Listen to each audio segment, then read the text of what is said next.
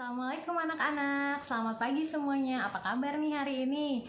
Nah, sebelum kita masuk ke materi kita hari ini, ada baiknya kita berdoa dulu ya anak-anak ya. Berdoa dimulai. Berdoa selesai. Anak-anak, walaupun kita semua PJJ dari rumah, tapi kalian harus tetap memperhatikan dan mempelajari semua materi-materi yang telah diberikan dan kita pelajari di video pembelajaran ini ya. Dan satu lagi, kalian harus tetap sehat dan semangat. Selanjutnya akan ada video yang berisikan materi-materi dari pelajaran ini. Yuk kita simak video penjelasan yang satu ini. Pada pertemuan kali ini, kita akan membahas tentang algoritma dan pemrograman. Apa itu algoritma? Algoritma adalah suatu urutan dari beberapa langkah yang logis guna menyelesaikan masalah. Pada saat kita memiliki masalah, maka kita harus dapat menyelesaikan masalah tersebut dengan menggunakan langkah-langkah yang logis. Contoh dari algoritma sederhana dalam kehidupan nyata adalah saat masak air. Hal-hal yang perlu dilakukan untuk memasak air seperti berikut. Siapkan panci, masukkan air secukupnya ke dalam panci, tutup panci tersebut, letakkan panci tersebut di atas kompor, hidupkan kompor dengan api sedang. Apabila air sudah mendidih, matikan kompor. Setelah itu, angkat panci tersebut dari kompor. Langkah-langkah untuk memasak air tersebut merupakan algoritma memasak air, sehingga memiliki urutan langkah-langkah yang logis. Dalam ilmu matematika dan komputer, pengertian algoritma merupakan prosedur dari beberapa langkah demi langkah untuk perhitungan. Algoritma dipakai untuk perhitungan, penalaran otomatis, dan pemrosesan data. Bentuk dasar algoritma. Algoritma sendiri mempunyai 3 bentuk dasar, antara lain, yang pertama, algoritma sekuensial atau sequence algorithm, merupakan algoritma yang langkah-langkahnya secara urut dari awal hingga akhir. Bentuk dari algoritma sekuensial ini salah satu contohnya seperti algoritma memasak air. Langkah demi langkah yang dijalankan harus urut dari atas sampai dengan di bawah. Bentuk dasar algoritma yang kedua adalah algoritma perulangan atau looping algorithm.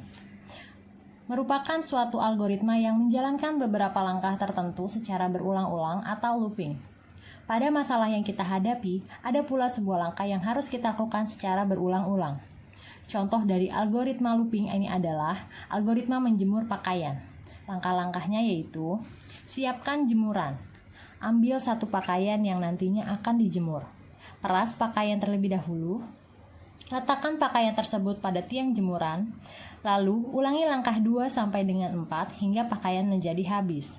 Dari algoritma di atas, dapat diketahui bahwa dari langkah 2 sampai 4 harus dilakukan secara berulang-ulang hingga pakaian habis. Bentuk dasar algoritma yang ketiga adalah algoritma percabangan atau bersyarat atau conditional algorithm. Merupakan algoritma yang menjalankan langkah berikutnya apabila terdapat syarat yang sudah dapat dipenuhi. Berikut salah satu contoh algoritma bersyarat. Siapkan panci, masukkan air secukupnya ke dalam panci, tutup panci tersebut, letakkan panci tersebut di atas kompor, lalu hidupkan kompor. Apabila air sudah mendidih, matikan kompor. Kemudian, angkat panci tersebut dari kompor. Algoritma bersyarat atau conditional algorithm terdapat pada langkah apabila air sudah mendidih lalu matikan kompor. Sehingga apabila air tersebut belum mendidih, maka kompor tidak dimatikan. Apa itu flowchart? Flowchart adalah suatu bagian dengan simbol-simbol tertentu yang menggambarkan urutan proses secara mendetail dan hubungan antar suatu proses atau instruksi dengan proses lainnya dalam suatu program. Dalam perancangan flowchart, sebenarnya tidak ada rumus atau patokan yang bersifat mutlak atau pasti. Hal yang mendasari flowchart atau bagian alir adalah sebuah gambaran dari hasil pemikiran dalam menganalisa suatu permasalahan dalam komputer. Karena setiap analisa akan menghasilkan hasil yang bervariasi antara satu dan lainnya. Kendati begitu, secara garis besar, setiap perancangan flowchart selalu terdiri dari 3 bagian, yaitu input, proses, dan output. Perhatikan gambar berikut. Gambar berikut merupakan simbol-simbol flowchart. Beberapa simbol yang digunakan dalam menggambar suatu flowchart dapat kalian pelajari dari gambar berikut. Dalam tayangan ini, kalian akan melihat contoh algoritma dan flowchart. Sebelum membuat program aplikasi baik itu web, desktop, dan mobile, yang pertama kali dirancang adalah algoritma dan flowchart-nya. Proses ngoding tidak akan terjadi jika programmer tidak tahu alur programnya seperti apa. Maka, jika kamu ingin menjadi programmer atau developer, pelajarilah algoritma dan flowchart agar kita tahu alur dan tujuan dari program yang dibuat seperti apa. Untuk mempermudah materi ini, akan diberikan contoh algoritma dan flowchart. Contoh yang pertama adalah menghitung luas persegi panjang.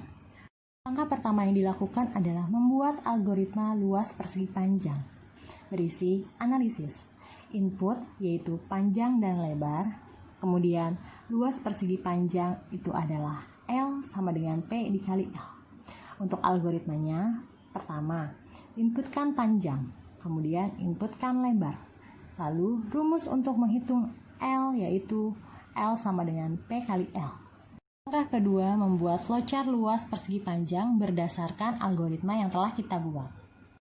Pertama yang kita gunakan untuk membuat flowchart luas persegi panjang adalah memulainya dengan terminator simbol mulai yang akan dihubungkan dengan simbol input lebar menggunakan flow direction symbol. Setelah itu, kita hubungkan kembali input panjang menggunakan simbol input karena input lebar dan input panjang termasuk ke dalam input atau masukan. Lalu, prosesnya setelah itu adalah proses perhitungan luas, yaitu L sama dengan P kali L. Untuk proses perhitungan luas menggunakan simbol processing symbol. Dan setelah proses perhitungan luas, maka sistem akan menampilkan luas yang menggunakan simbol output. Pada simbol output, maka sistem akan menampilkan hasil luasnya. Dan setelah itu selesai, yang ditandai dengan terminator simbol selesai. Mudah bukan? Contoh yang kedua adalah menentukan bilangan ganjil atau genap. Langkah pertama yaitu membuat algoritma menentukan bilangan ganjil atau genap. Yang berisi, inputkan sebuah bilangan bulat, bagi bilangan yang sudah diinputkan dengan angka 2, jika menghasilkan sisa pembagian 0, maka bilangan tersebut genap. Jika menghasilkan sisa pembagian bukan 0, maka bilangan tersebut ganjil. Berikut flowchart menentukan bilangan ganjil atau genap. Nah, yang pertama kita lakukan adalah memulainya dengan terminator simbol mulai. Berikutnya, kita akan masukkan bilangan bulat menggunakan simbol input. Langkah berikutnya, bilangan dibagi 2 dengan operasi sisa bagi. Ini merupakan proses bilangan dibagi 2 dengan operasi sisa bagi menggunakan processing symbol. Nah, setelah proses ini terjadi, maka sistem akan melakukan pemilihan proses berdasarkan kondisi yang ada menggunakan simbol decision. Apakah bilangan yang telah dibagi 2 tersebut sisanya 0? Jika true atau jika menghasilkan sisa pembagian 0, maka bilangan tersebut genap. Apabila false atau jika menghasilkan sisa pembagian bukan 0, maka bilangan tersebut ganjil. Setelah itu selesai. Ditandakan dengan terminator simbol selesai. Setelah kalian menyaksikan video pembelajaran tersebut, maka silakan kerjakan tugas praktek kalian di Microsoft Word. Tugasnya adalah, buatlah sebuah algoritma dan flowchart cara membuat mie instan.